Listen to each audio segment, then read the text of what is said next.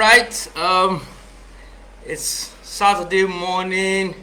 I'm excited to be here once again on the. Okay, I'm not sure if I'm live yet. Okay, yes, now I'm live. Good morning, everybody from all over the world. I'm excited to be here this wonderful Saturday morning in Nigeria. I'm sorry that I'm starting a few minutes late, but yes, I am here this morning. I'm excited to be with you in the Start Your Digital Ministry Challenge, and I'm excited because it's an opportunity to be a blessing to God's people. This morning, I'm going to be looking at how we can identify those people that God has sent us to as people, as ministers of the gospel. And I trust that it's going to be a wonderful time with us this beautiful morning.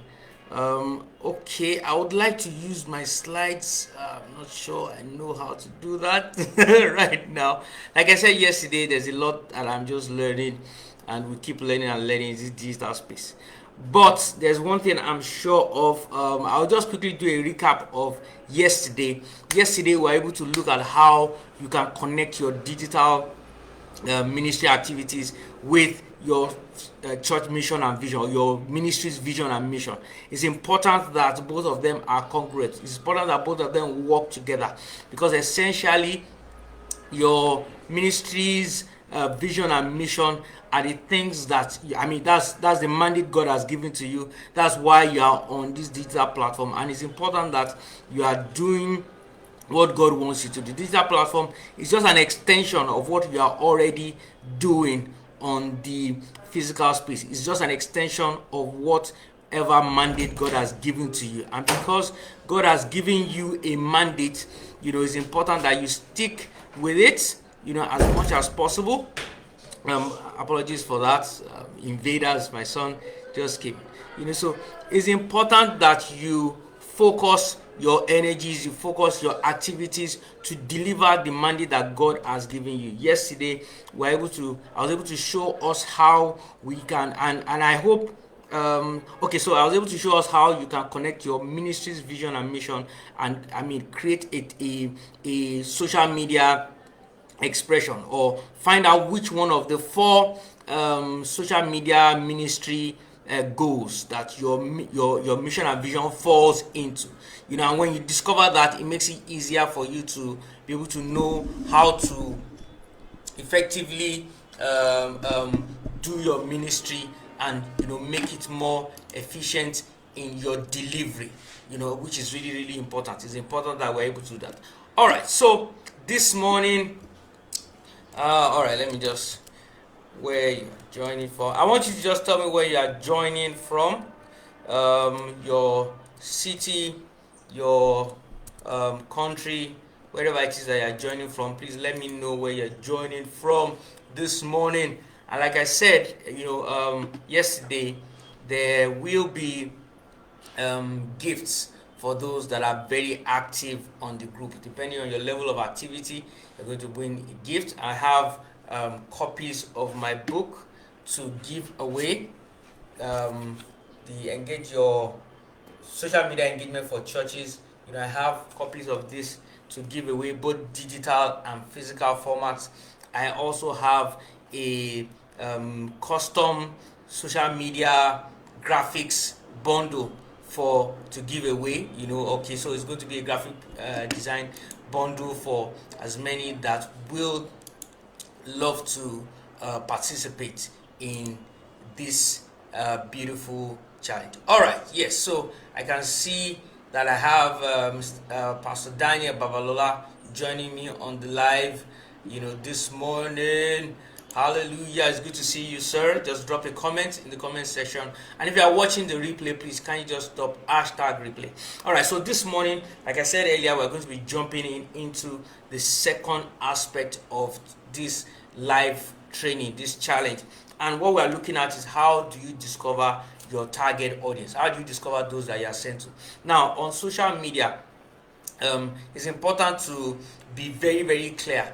about those that. All right, so Pastor Danny Babalola is joining me from Oluke Town. I hope I got that pronunciation correct, within Ifo local government in Ogun State. Good to see you, sir.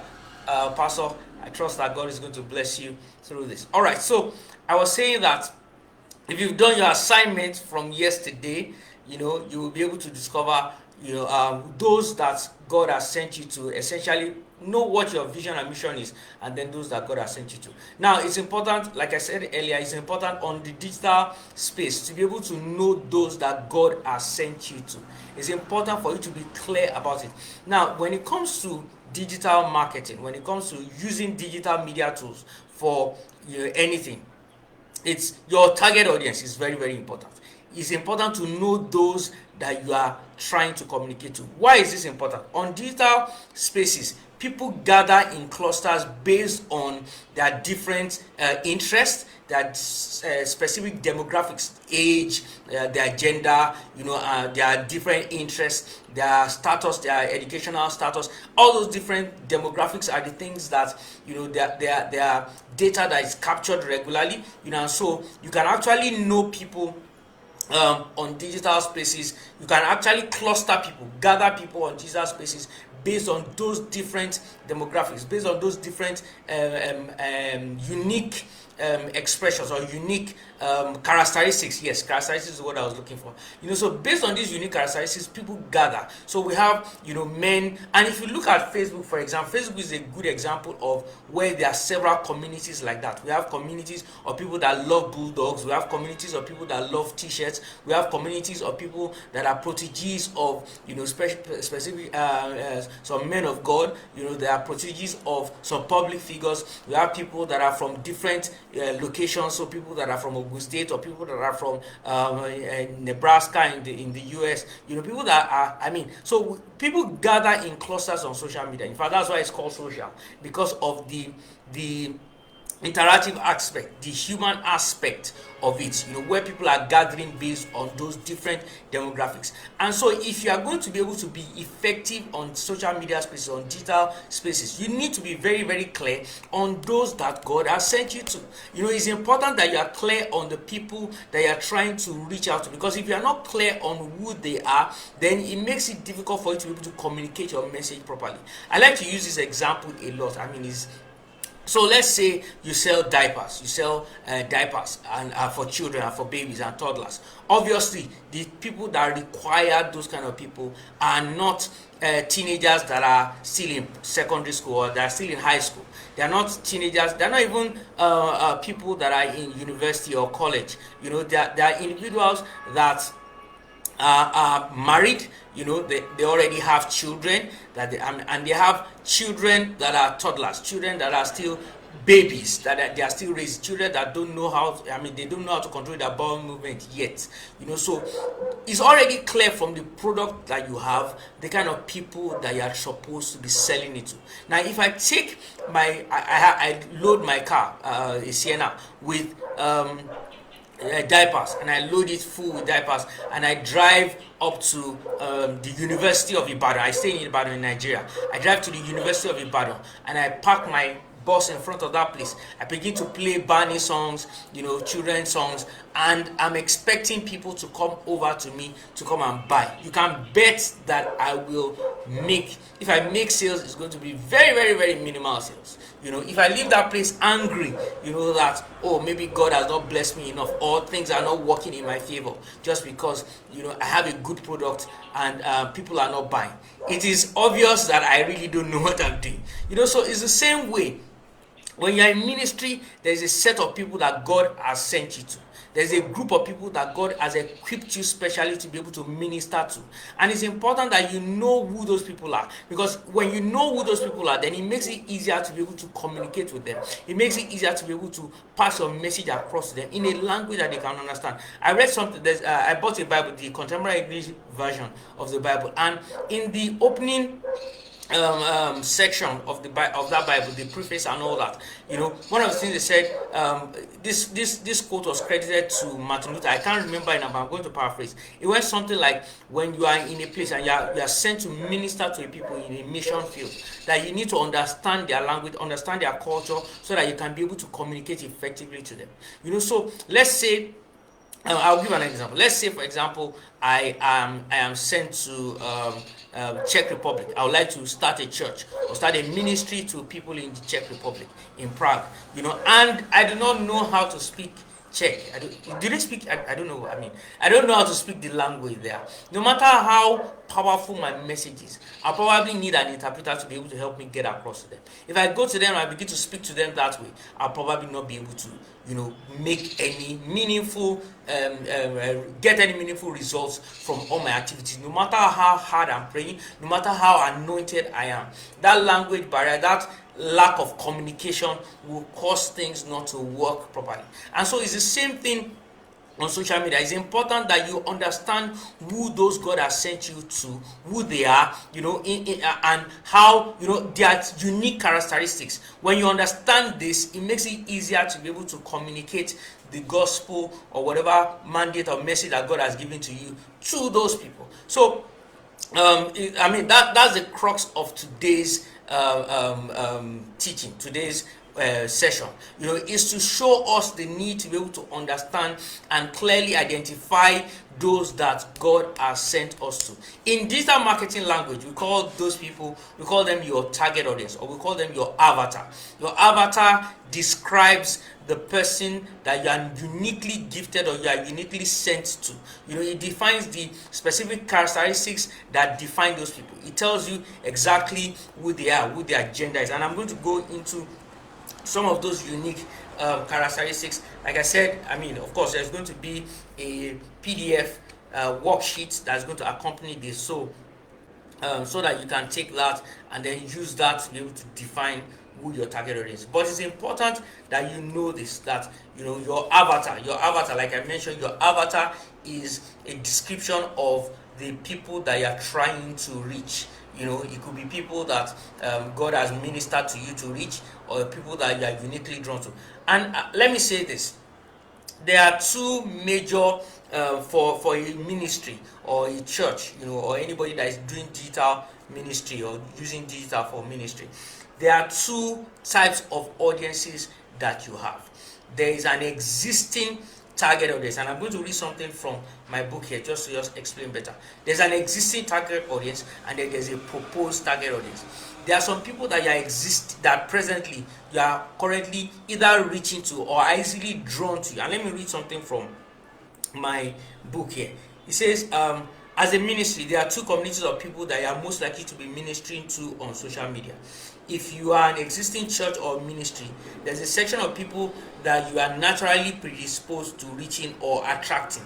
This is usually due to certain factors like the location of your ministry or your church, your ministry style, or the leading minister in that ministry. It is healthy to accept this reality and even leverage on it to be effective in reaching more people that fit that target audience description. So if you are already reaching a particular, what I'm saying here is that if you are already an existing ministry, it's very likely that there's a group of people that are constantly drawn to you. There's a group of people that you are constantly reaching out to. There's a group of people that you are presently reaching out to. There are certain things that are unique about them. It could be certain specific characteristics, their gender, for example, or their status, their relationship status, for example, or their financial level, or their literacy levels. It could be any of that. And it could also be a particular problem or something that they need that, brings them together. So for example, let's say you are reaching out to parents of toddlers, and you have a married or a ministry to people that are raising children, that are 5 and under or 7 and under. You could have somebody that is 40 years old and just had their first child. That person, even though it does not fit into the demographics of somebody that is probably younger, that is 25, that doesn't fit into the age group of somebody that is younger, it still doesn't mean that you cannot reach out or you are not meant to reach out to that person, because now the unique problem in quotes that they have, or the need they have that you are trying to solve, is what now brings them close to you, or that makes you the right fit for them. So there's an existing target audience, and this is one thing I want you to do. If you're already a ministry that's already attracting a group of people, you can sit down and do a survey, and try and find out based on the information you have about people, their bio data, if you already have that, and find out the trends, find out things that are similar.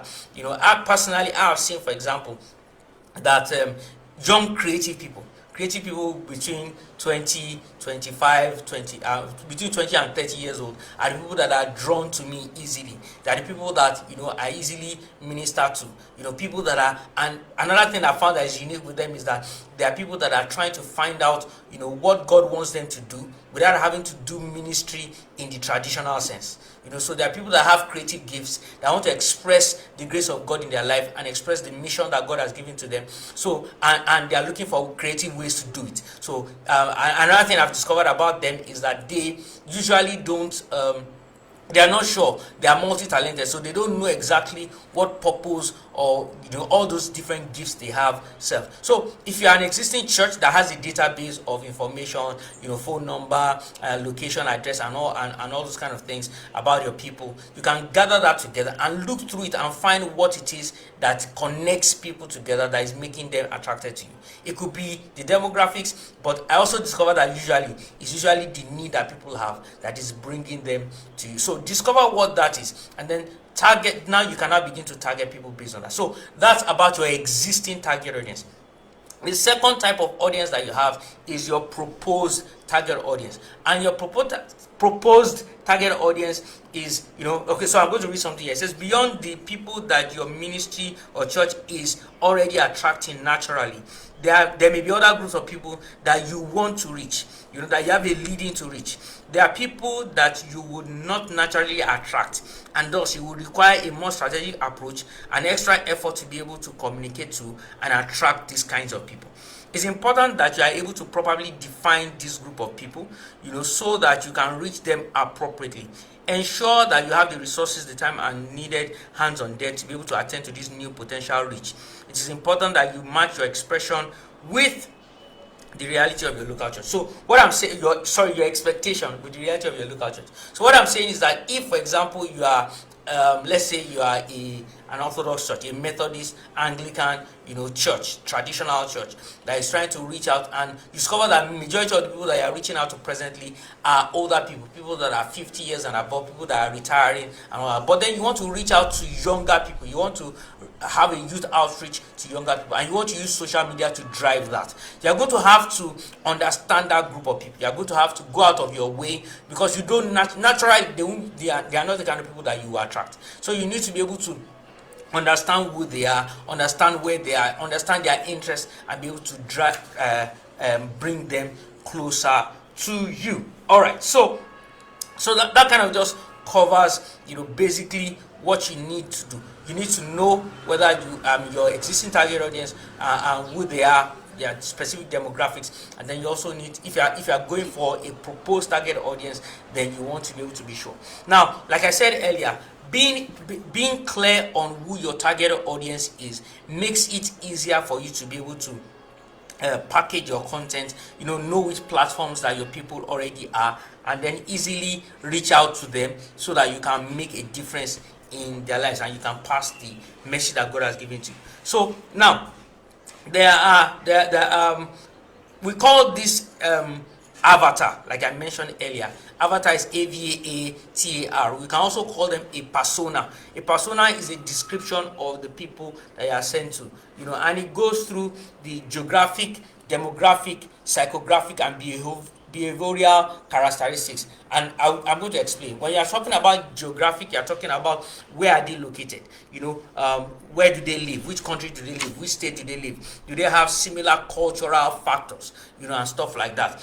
When you are talking about demographic characteristics, you are talking about things like age, their gender, their family size, their income, their education, marital status, and things like that. Their where do they work, and things like that. And when you're talking about psychographic now, and we're talking about their attitudes, their beliefs, and their faith. For a church, this is where their spiritual journey. Where are they? Are they people that are unsaved? Are they atheists?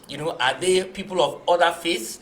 Are they people that are religious, but not saved? Are they people that are saved? Are they people that are maturing as believers? Are they people that are matured believers that can also mentor other people? Understanding this thing makes it easier to be able to know how to reach. I mean, imagine, for example, you are trying to reach out to people that are unsaved, and you are just basically quoting scriptures to them.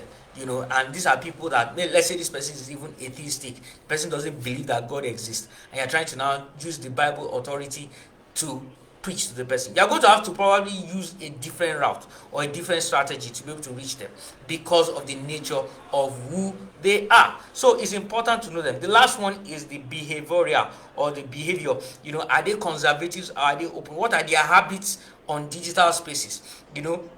How do they spend their time online? How do they react to things? What are their triggers? What are the things that, when you do it, it gets them engaged, it gets them involved in whatever it is that you are talking about? What are their preferences? What are their interests? What is their technical competence? And this also matters. Imagine that you are trying to communicate to people that don't know how to use, the only thing they know how to use is probably WhatsApp, and they are using WhatsApp alone, and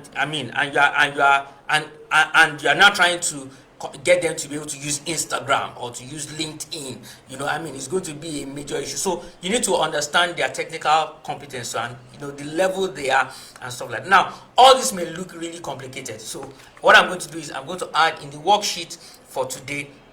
I'm going to put a worksheet for you to be able to identify these specific characteristics of your target audience. And I'm going to also give you a few examples. I'm going to give you 2 examples this morning so that you can have an idea. I have them in my book here. I hope you can see.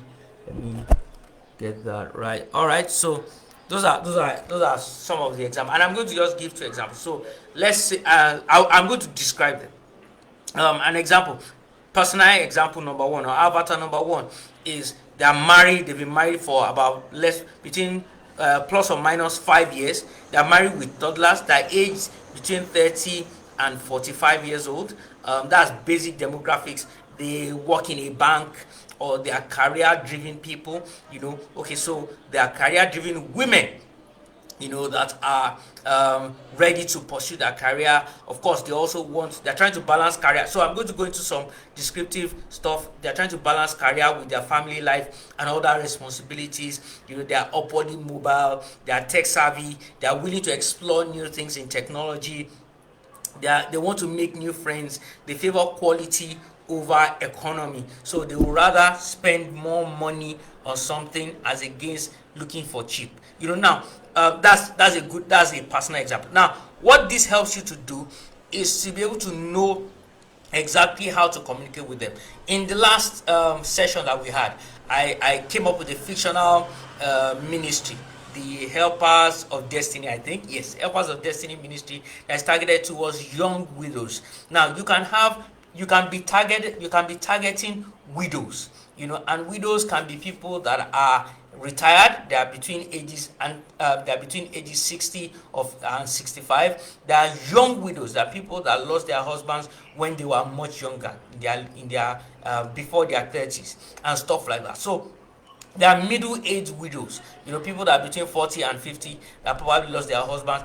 So these are different categorizations of widows. So when you say widows, for example, you need to be able to drill down and know exactly what kind of widows am I looking at. If I'm looking at young widows, so that means that things like how they will sustain themselves and raise their children as single parents, as a single mother, are things that really matter to them. And when I share things like that on digital spaces, then it's easier for me to be able to connect with them. I can empathize with them because now I understand the challenges that they are facing, and I can speak to those challenges with the ministry that God has given to me.